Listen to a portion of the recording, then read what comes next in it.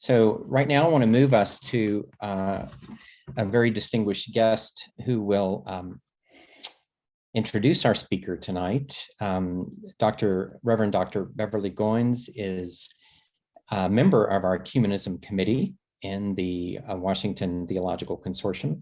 She is the pastor at National Christian Church here in National City Christian Church here in Washington, D.C. She has her doctorate from Catholic University of America in ecumenical theology and studies, and she teaches at Georgetown University.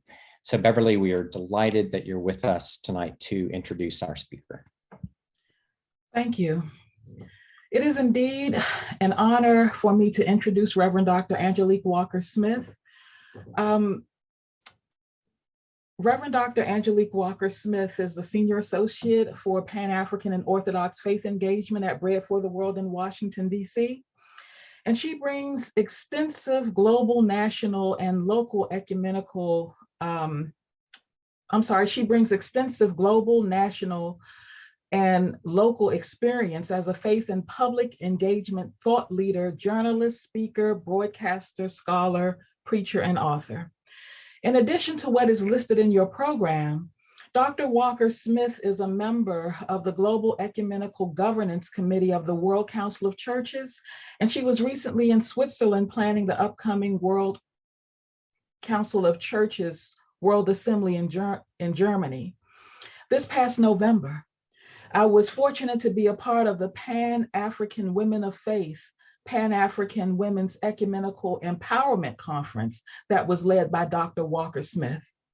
It was wonderful to witness women of color from around the globe, crossing language and ethnic and social and cultural, geographic and economic boundaries to improve each other's lives and to work together to end poverty and increase access to education and find common cause in the quest for social justice. I knew of Dr. Walker-Smith several years before I gathered up the courage to introduce myself at a National Council of Churches conference. I had long admired the grace and kindness and dignity with which she carried herself, as well as the courage, commitment, and fearlessness with which she devotes herself to making known the ecumenical contributions of Pan-African women of faith. The grace and kindness that I had witnessed was so readily extended to me when Dr. Walker-Smith accepted my invitation to be a guest speaker in my Black Churches and Ecumenism class at Georgetown University. I wanted my students to know that there are Black women leading the global ecumenical movement, and I wanted them to meet Reverend Dr. Angelique Walker-Smith personally. Tonight, you too have the opportunity to be in her presence as she is appreciated for her years of laboring in the Lord's vineyard to promote ecumenical engagement. And we are doubly blessed in that we will hear her speak on the topic of the hope of Pan-African peoples and the contradiction of visible unity deferred. Ubuntu as a vision for Christian unity. I present to you Reverend Dr. Angelique Walker-Smith. I am now going to invite Tony Quainton, Ambassador Anthony Quainton, who is the chair of the Board of Trustees of the Washington Theological Consortium, to present the 2022 Ecumenism Award from the consortium. Well, it's my very great pleasure on behalf of the consortium, its 11 schools, all of those of Christian faith gathered together here tonight for this wonderful service of prayer and to honor someone whose commitment to the work of ecumenism in a broad international spirit. It's not just something for our city, for our country, it's something for the world. And she represents, Dr. Walker-Smith, this effort to go beyond ourselves, beyond our narrow boundaries. And it's with great pleasure and an honor to present her with this year's Figel Award in Ecumenism. The 2022 Ecumenism Award is presented to the Reverend Dr. Angelique Walker-Smith for her outstanding contributions to ecumenical dialogue, leadership, and education in the service of Christian unity, Pan-African values, and racial justice. February 3rd, 2022, at the 14th Annual Figel event on ecumenism. Congratulations, Dr. Angelique Walker-Smith. First, giving honor to God, to Dr. Beverly Goins. Thank you for the kind introduction. To the Honorable Ambassador Anthony Poynton, Chair of the Consortium Board of Trustees. To all of the Consortium Board of Trustees, representing the associate schools and partners in the capital area of the United States.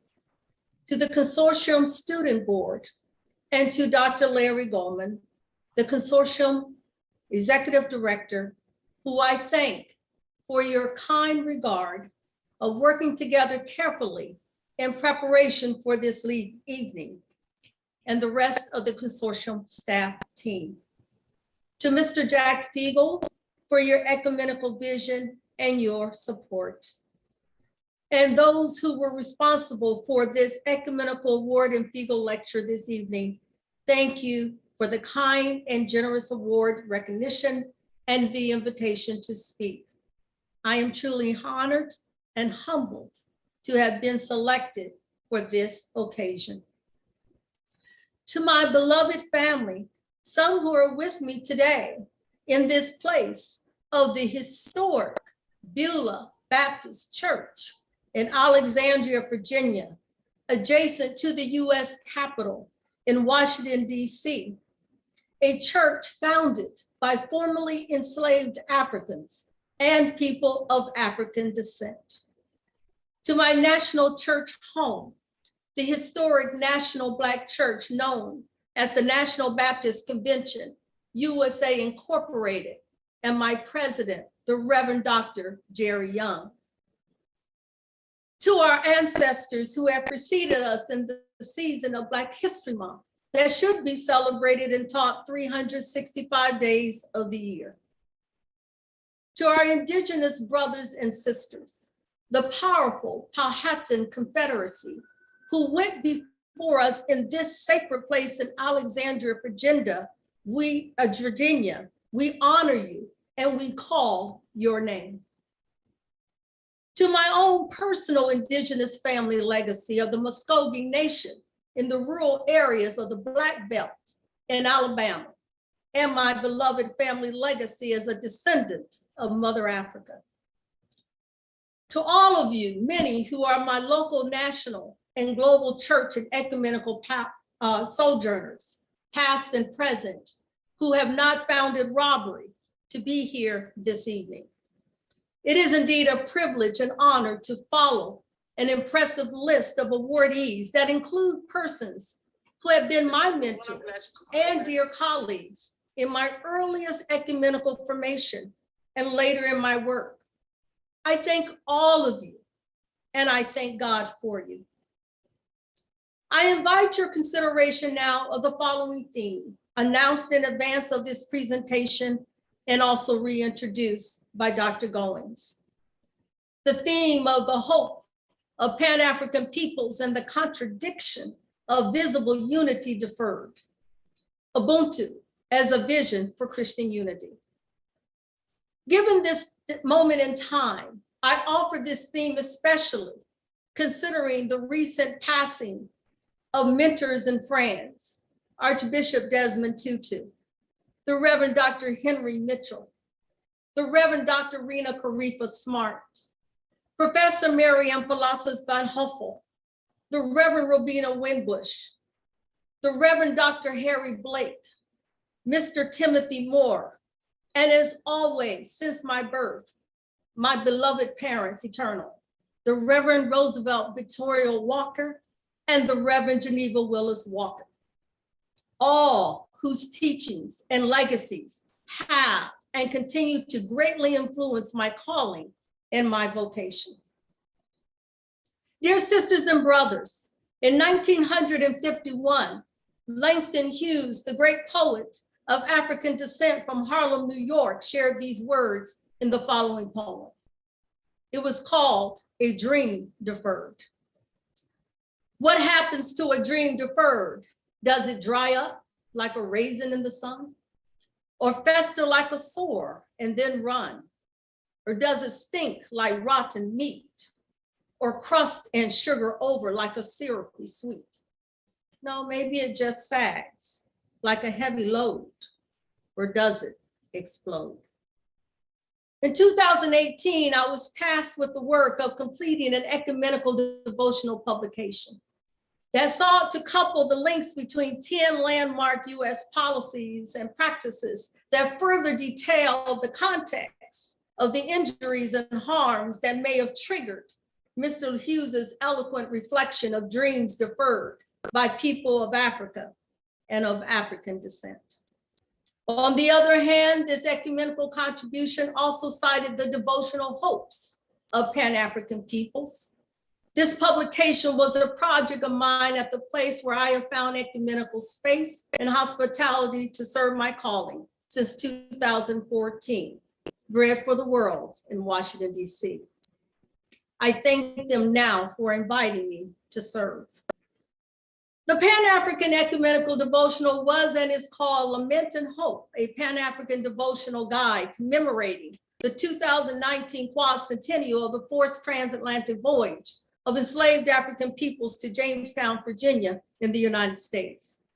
Yes, it was an ambitious task of sharing unjust policies like the enslavement of Pan-African peoples, the dismissal of the Reconstruction period, Jim Crow laws, and other unjust or compromised policies of US government linked to a global economy that disproportionately benefits high-income nations versus so-called low to middle income countries that are disproportionately majority non-white locations.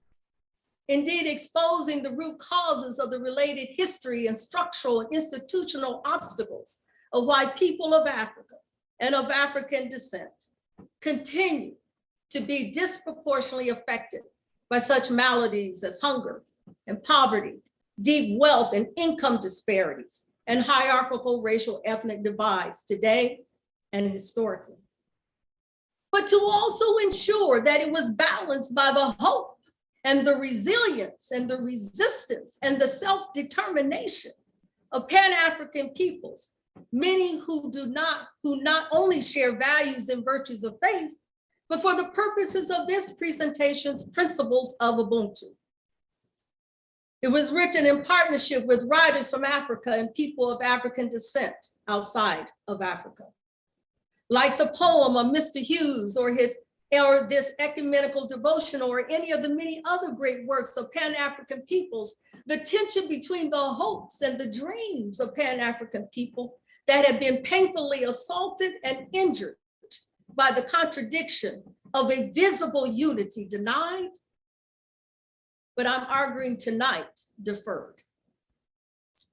But more than this, a contradiction of a visible unity deferred that reflects humanity's refusal to fully recognize, accept, and embrace the amazingly precious gift of unity that is already given to all of us by God.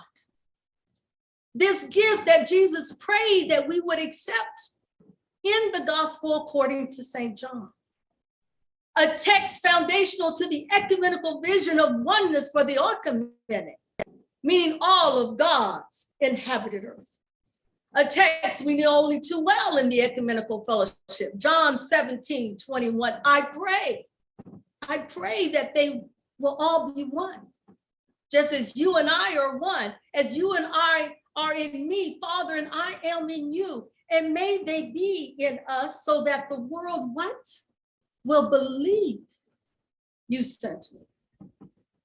Yes, the lack of spiritual, biblical, material, and emotional embrace of this precious and divine gift called unity, yes, has been spiritualized, written about, discussed thoroughly, but too often siloed from the visibility of what this biblical text suggests for all people.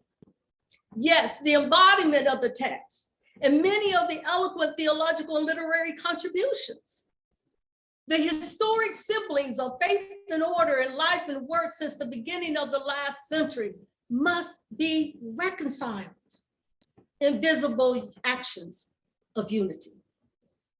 Pan-African peoples and many others have been disproportionately affected by this lack of reconciliation. Jesus' prayer is for oneness, the reconciling of head and heart, as the great mystic, the Reverend Dr. Howard Thurman stated. Unity and oneness that Jesus called for us, not to be satisfied with just the benefits for those who are privileged in one silo or another, but rather is a radical call to visibly live out the prayer of oneness and unity. Yes, eloquent, sacred, and civil pronouncements, declarations, and statements, and the societal experiments, even of democracies that are most often racialized, and other forms of government that subscribe, yes, to principles associated with documents like the 1948 Universal Declaration of Human Rights, or the Global Ethic of World Religions, and most recently the Sustainable Development Goals, are great and sacred and societal advances that we need to embrace. I am one who continues to advocate for these things, for these groundbreaking written proposals and their implementation. But at last, these developments, these resources like this are not enough. In the specific case of Pan-African peoples, even with the presence of admirable proposals like these, sadly, more often than we would hope, have led to incremental reforms and even regression of such reforms, seemingly perpetually present.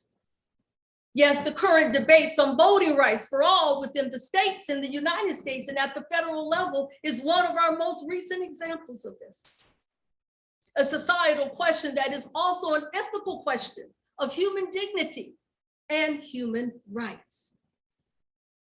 But sadly, this is only one snapshot in time of where we have kept missing our opportunities to do more than incremental actions that keep deferring our embrace of visible unity, spiritually, socially, in our churches, academies, and even in the public square. For example, the lack of or minimal recognition within our ecclesial narratives from the late 1700s to the late 1800s, where there was another reformation of the churches after the Reformation of the 16th century in Europe. And parallel to the period called the Great Awakening in the United States, it was led by Africans and her African descendants in the bushes, at the river, and the so-called hidden places removed from the white planters' oppressive torture and terror when Africans and African descendants were enslaved throughout Africa, the Americas, Europe, and the Pacific. In some Pan-African spirit-filled movements, separate from the institutional colonial constraints that were deeply spiritual and liberating, built on the ancient biblical ancestry, inclusive of our African heritage. People like Dr. Al Raboteau referred to this as a period of slave religion, but I would argue it was also a period that needs to be labeled with a more expansive definition within the ecumenical fellowship and spiritual ecclesial terms of the church, a reformation affecting all the life of all the churches on its own term, thereby recognizing more members of the fellowship and moving us closer to a more visible unity. The period that followed was a season of emancipation decrees of Pan-African peoples' enslavement in places like the Americas and Europe. In the United States, this ushered in a period of federal policies that engaged the possibility of reparatory justice that included reparations for the centuries of uncompensated labors, criminal harms, injuries, and even deaths put upon Pan-African peoples with assistance from a Freedmen's Bureau.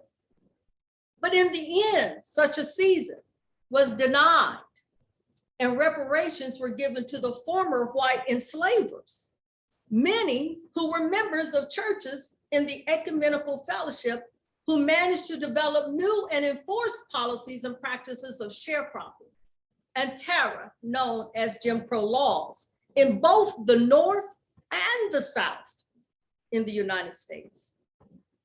In 1884, the process of the Scramble for Africa, so-called Scramble for Africa of European nations and the United States, began in Berlin, Germany until 1885. It was an exercise of dividing Africa and her resources of natural and human capital without the presence and voice of African peoples. Yes, but 15 years later, again, the hope of Pan-African peoples still came together in an alternative dream and conversed the first of a series of Pan-African Congresses of People of Africa and African descent that met in London. These congresses contributed to the later independence movements of African nations, the civil rights movement, the independence of Caribbean nations. However, even with these progressions of these congresses and the reforms within a dominant society, the embrace of these advancements have and continue to be challenged. In 1934, the Confraternal Council of Negro Churches was created. But because of their hope and commitment to Christian unity and an integrationist approach, many of those churches left their ecumenical fellowship to go into one door through the Federal Council of Churches, which we know today as the National Council of Churches of Christ. This relationship, like within the churches themselves, has seen ups and downs due in part to the legacy of racism and colonialism that has contributed to the racial wealth and income gaps and other challenges even today. It is important to add that these two illustrations of many examples where Pan-African people have had dreams of, quote, integrated spaces within and outside of the churches, where challenge and pushback has continued to be the case. But another ecumenical moment where the hopes of Pan-African peoples were dramatized in 1969, when the Conference of National Black Churchmen and people like the Reverend Jim Lawson confronted the economic and racial disparities within the churches and churches affiliated with conciliar ecumenical bodies outside of it. They brought demands of what was called the Black Manifesto, which advanced reparatory justice and reparations. They stated the following in their opening paragraph of the manifesto that read, quote, "We, the Black people assembled in Detroit, Michigan for the National Black Economic Development Conference, are fully aware that we have been forced to come together because racist white America has exploited our resources, our minds, our bodies, our labor. For centuries, we have been forced to live as colonized people inside the United States, victimized by the most vicious racist system in the world. We've helped to build this most industrial country in the world. Yes, white churches and synagogues should pay for reparations for Black enslavement and continuing discrimination and oppression," end of quote. The request was for $500 million for land banks, etc., not necessarily to individuals, but a collective investment in communities of African descent and of Africa. For the most part, the manifesto fell on deaf and stifled ears. Some anti-poverty programs were funded, but nothing came close to their requests. In 1968 in Uppsala, Sweden, the Reverend Dr. Martin Luther King was invited to address the World Assembly of the World Council of Churches. But very sadly, his martyrdom prevented this moment in history. Mr. James Baldwin spoke in his place. It was at this same assembly, however, of the World Council of Churches, where they did move beyond statements and pronouncements and into action and established the program to combat racism. In 1998, in Harare, Zimbabwe, at the World Council of Churches World Assembly, after apartheid had fallen, both President Mandela and President Banana of Zimbabwe stood up and said to the world that they were convinced that their countries would not have gained independence without the accompaniment of the program to combat racism and the churches who embraced them in their struggle. Yes, but it is also true that during that same period of the anti-apartheid struggle and afterwards, it is important to know that many churches and the media also pushed back. In 2000, churches were a part of the Jubilee 2000, which was a global campaign that led ultimately to the cancellation of more than $100 billion of debt owned by 35 of the poorest countries. But alas, many of those same countries continue to be in perpetual cycles of indebtedness and structural challenge, in part because of the centuries of colonial history and structure still in place and felt today. In each of these few examples, there were missed opportunities and where regression of opportunities was evident or has been evident. Incremental reforms taken away, departing not only from Pan-African peoples, but all of God's children. Yes, the unity of all of God's children is affected when one part of the body struggles. Yes, Pan-African peoples as part of the Ecumenism continue to live in the reality of dreams deferred.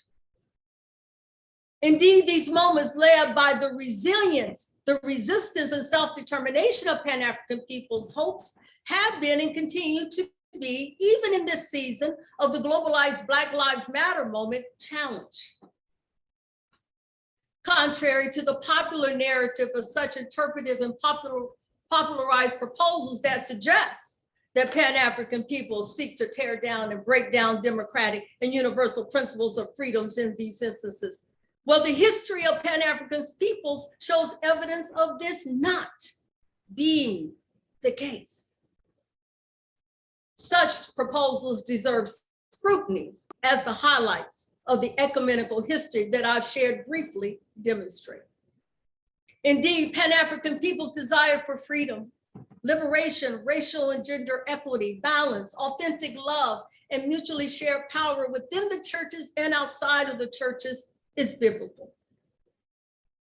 theologically justified, and required for living out of the visible unity Jesus prayed for all of us. The framing of Ubuntu helps us to probe this kind of visible unity, a visible unity that questions the limits of conventional approaches to ecumenism. You may be aware that people like Archbishop Desmond Tutu and President Mandela, along with other South African leaders that we could name, were known for their advancement of the principles and practices of Ubuntu during their sacred and public campaigns for human dignity and human rights.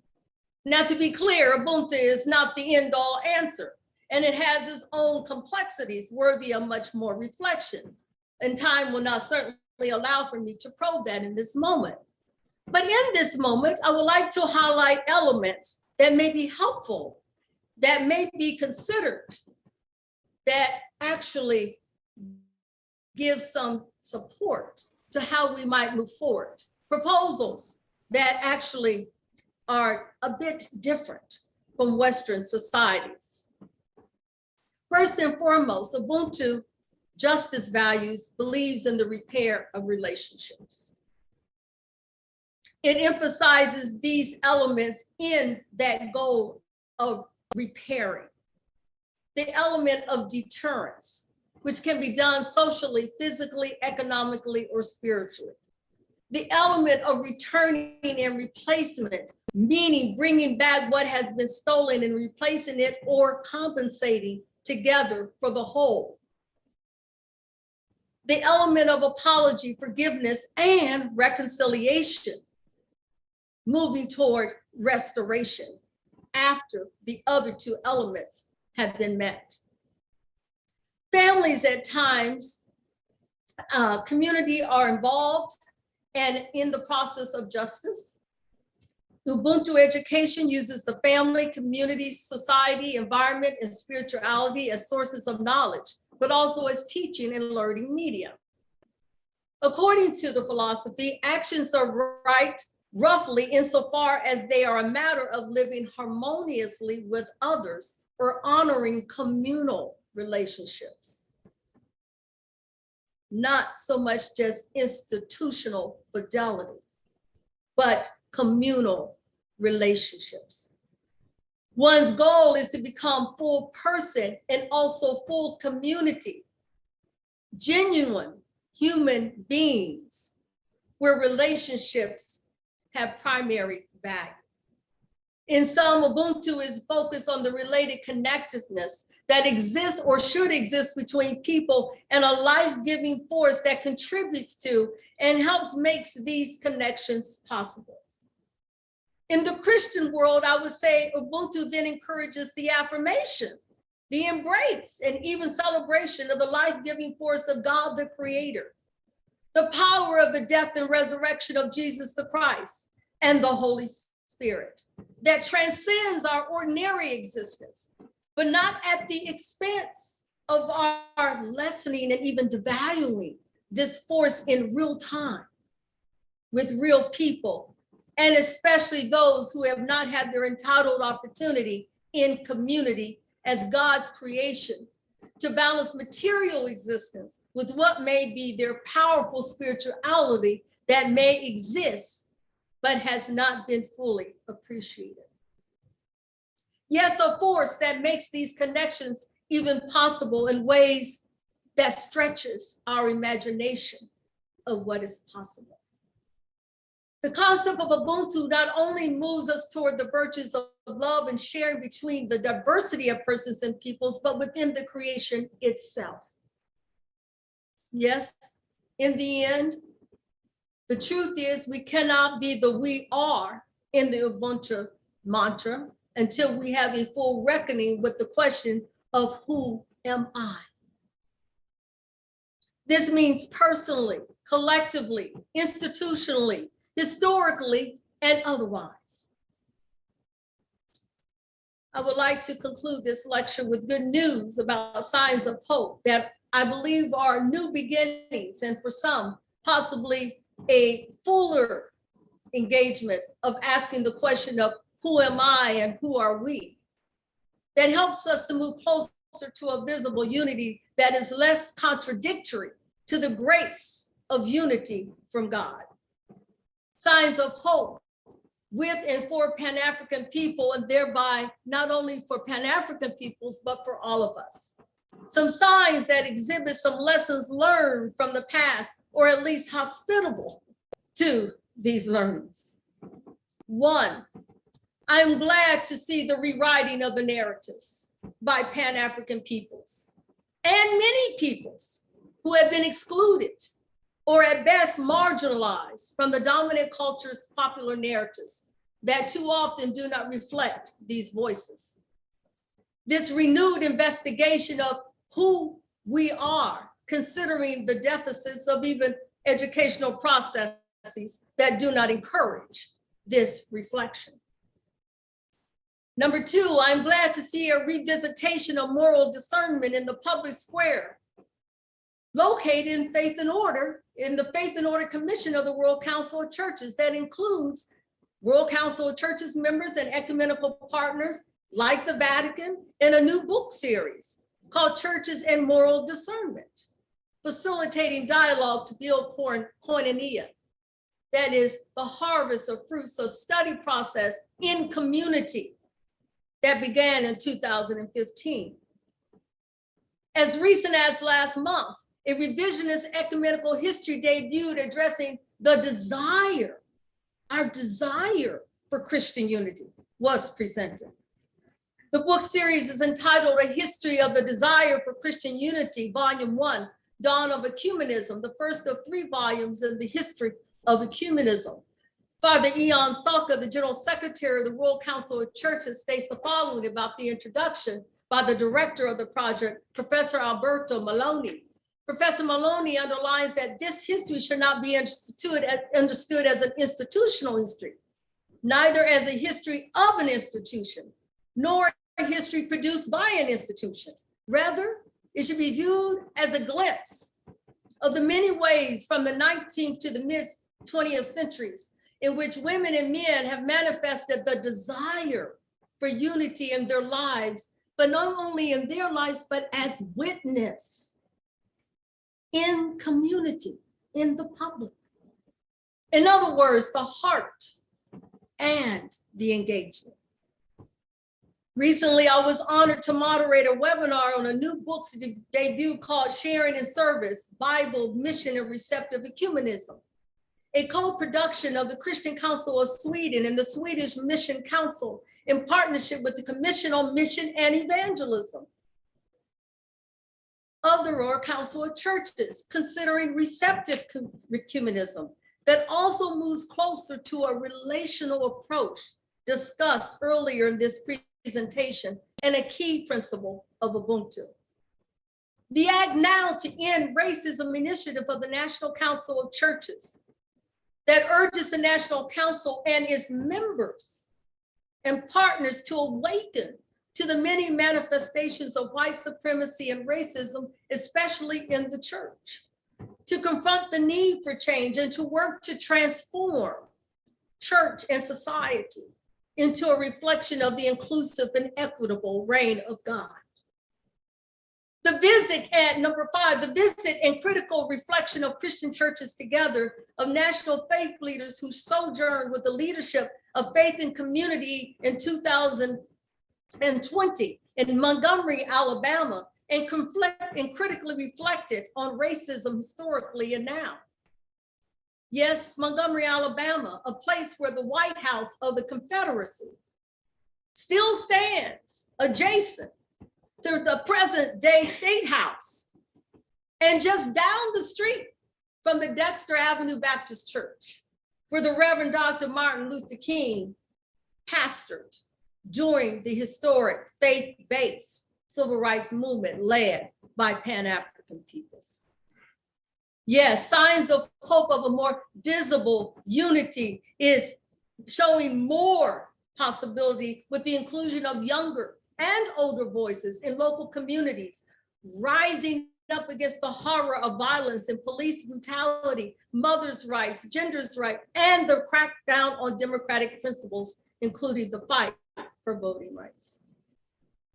A rewriting of the narrative of who we are by engaging critical internal reflection of our academic, church, and other faith institutions, related faith-based institutions and movements, and critical reflection that acknowledges past and present harms and injuries that should lead to reparatory justice of concrete actions of repentance and thereby transformation, as also shared in the Ubuntu approach.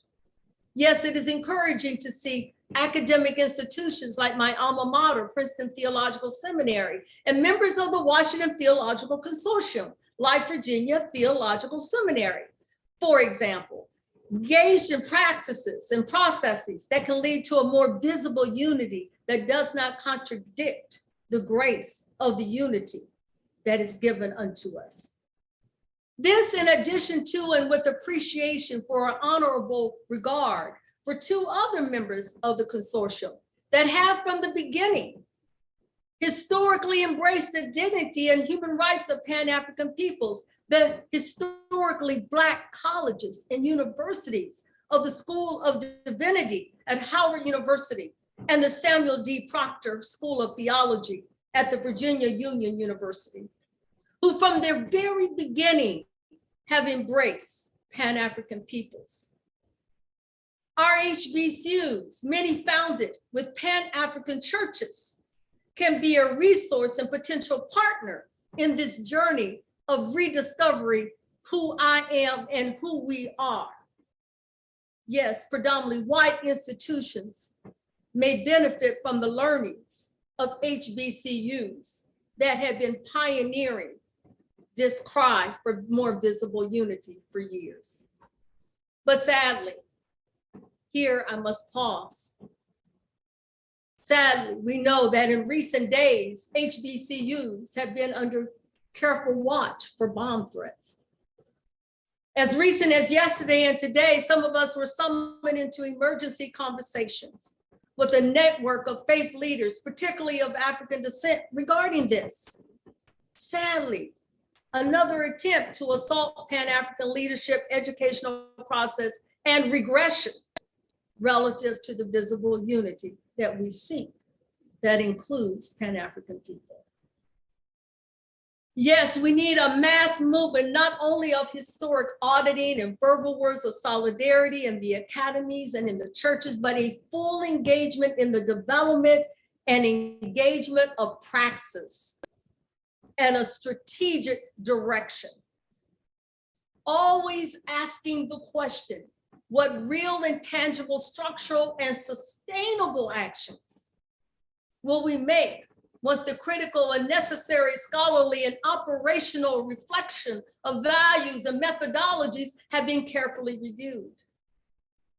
A process engaged with the community, and especially those who have been disproportionately harmed by the policies and practices of our institutions. This is in part what visible unity could look like. The creation of pathways that move us from the perpetual cycles of incremental reforms to structural change that leads to transformed communities that invite and nurture relationships and policies where dreams can be dreamt and become realities of and for all. Yes, we need signs of hope that create pathways for a Marshall Plan of investment and reinvestment with, not for, Pan-African peoples, spiritually, materially, economically, socially, relationally, and structurally. An investment and reinvestment plan that takes seriously reparatory justice. The proposals of House Resolution 40 and Senate Bill 40 partially invites this opportunity. Proposals that invite the United States to at least research and develop proposals around reparations and reparatory justice. But it's the 10-point plan of the Caribbean community from CARICOM that has advanced these conversations for learnings need to take place. Pan-African hope, and indeed hope for all of us, is found also in the Africa 2063 strategic plan. That includes not just the historic 5 geographical regions on the continent itself, but the 6th region of people of African descent. The 6th region made up of African descended people of both free and enslaved Pan-African heritage, since before the birth of even the United States. A common and diverse heritage the world needs to fully appreciate. In this regard, we give thanks that at last, since 2001 in Durban, South Africa, at the World Conference Against Racism, Racial Discrimination, Xenophobia, and Related Intolerance, that the UN decade in solidarity with people of African descent that ends in 2024, that there is a historic advancements of the world beginning to recognize these common and diverse narratives were not just a moments at a conference in 2001, not just a decade, but now, as of fall of last year, a new United Nations permanent form of people of African descent, adopted by the member states, including the United States. I'm honored to serve on the preparatory group that is working toward its launch for this year. This year, another sign of hope, especially considering the urgent issues of climate change that disproportionately affects Pan-African people. This year, the 27th session of the Conference of the Parties to the United Nations concerning climate change, the Climate Change Conference, will be held in the African country of Egypt. It is hoped and intended that there will be more inclusive voices of climate justice voices of Pan-African peoples, of all the 6 regions when this moment occurs later this year. Happily, faith leaders have been present, but the hope is that they will come more alongside of Pan-African groups and other voices that have been marginalized for climate justice. Yes, the roadmap of the Sustainable Development Goals are here. Again, the member state and civil societies must not only speak, but act for its goals and objectives to meet the goals of no poverty, zero hunger, reducing inequalities, and the other 14 goals. The new racial justice, anti-discrimination, and xenophobia initiative of the World Council of Churches, built on learnings of the program to combat racism, is timely. This initiative will include self-critical reflection of the churches, as well as its partners, the church's partners, its networks, and is therefore a very important step.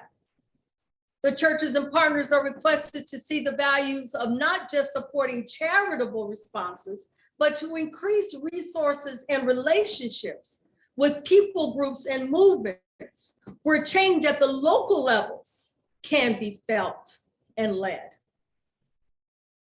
My dear sister, Dr. Goins, has already mentioned the Pan-African Women of Faith and the Pan-African Women's Ecumenical Empowerment Number. Here again, another sign of hope for advocating for the end of hunger and poverty, building and advancing legislation to address these ills with Bread for the World Council of Churches, the African Union, and the All Africa Conference of Churches, and other networks led by Pan-African women. The Africans in Diaspora Manchester Conference movement that just had its groundbreaking conference advancing principles of Ubuntu globally alongside of strategic faith, academic, and policy leaders in October of last year. The hope of shifts in the world of philanthropy that includes more of the principles of diversity, equity, and inclusion as more of a mutual response to partners most often affected by historic injury and harm.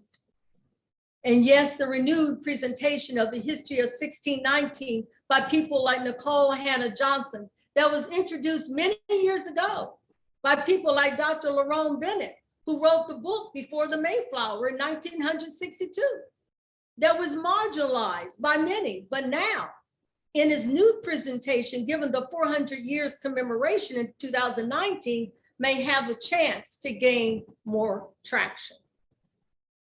These movements now and other movements I have the time to share help to move us closer to a visible unity, more reflective of the oneness that has been given to us by grace. I close with an invitation to prayer and tangible engagements that will give witness to the prayer of oneness and unity Jesus prayed for in John 17:21. The fulfillment of self and the fulfillment of community expressed in Ubuntu. For the sake of Jesus Christ, for the sake of Pan-African peoples, but more than this, for the sake of the world. May it be so. Amen and Ashe.